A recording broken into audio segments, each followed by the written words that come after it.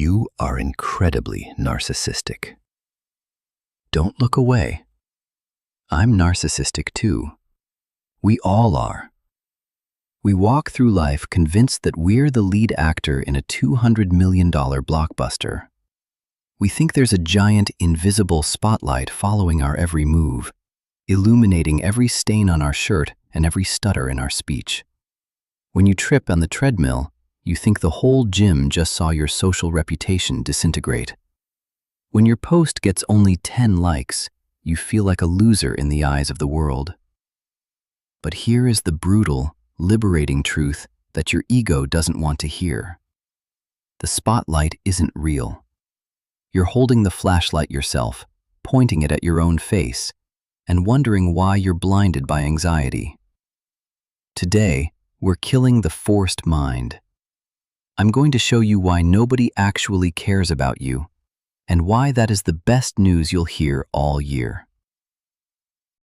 In 2000, psychologist Thomas Gilovich decided to torment some students at Cornell. He forced them to wear a cringe t-shirt featuring the face of Barry Manilow and walk into a room full of their peers. The students were dying inside. They predicted that at least 50% of the room would notice their embarrassing outfit. The actual number? 25%. Think about that. Half of the people they thought were judging them didn't even register their existence. This is the spotlight effect. We are the center of our own universe, so we assume we're the center of everyone else's. This is the definition of a forced mind. You aren't acting, you're reacting. You're editing your personality before you speak, terrified of a ghost audience that is actually just busy thinking about their own problems. Why does this matter? Because the spotlight effect is an authenticity killer. An unforced mind flows. It's like an athlete in the zone. But you can't be in flow if you're constantly looking over your shoulder. Living in the spotlight costs you social friction. Every text message becomes a 20-minute strategy session. The safety prison. You don't start that YouTube channel or that business because you're afraid of the judgment of people you haven't even met yet. Identity loss. You become a mosaic of what you think others want to see. You aren't a person anymore. You're a PR campaign.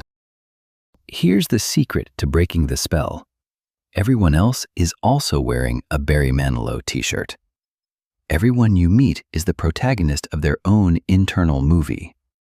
They are so consumed by their own spotlight, their own insecurities, and their own trips on the treadmill that they literally don't have the mental bandwidth to judge yours. You'll worry less about what others think of you when you realize how seldom they do. Ethel Barrett. It's a room full of people feeling judged with nobody actually doing the judging. It's a comedy of errors. How do we shift from forced to unforced? 3 mental hacks. The 5-5-5 rule. Will this mistake matter in 5 minutes, 5 months, 5 years?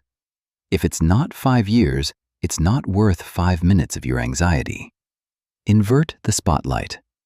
Anxiety is excessive self-focus.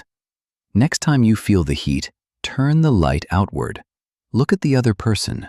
Notice the color of their eyes. Listen to the room. Stop being the subject and start being the observer. Social sabotage. Do something slightly wrong on purpose. Wear mismatched socks. Ask a dumb question. Realize that the world doesn't end. Your ego survives. This is how you build an unforced mind. The unforced mind isn't about being perfect. It's about being free. You are not a performer on a stage. You are a human being in a garden. Stop looking for the cameras. They aren't there. The moment you accept that you aren't that important is the moment you finally become powerful. So, here's your challenge. This week, do one thing that scares your ego. Be imperfect on purpose. Because the moment you stop caring about the spotlight is the moment you finally start to shine. Stay unforced. See you in the next one.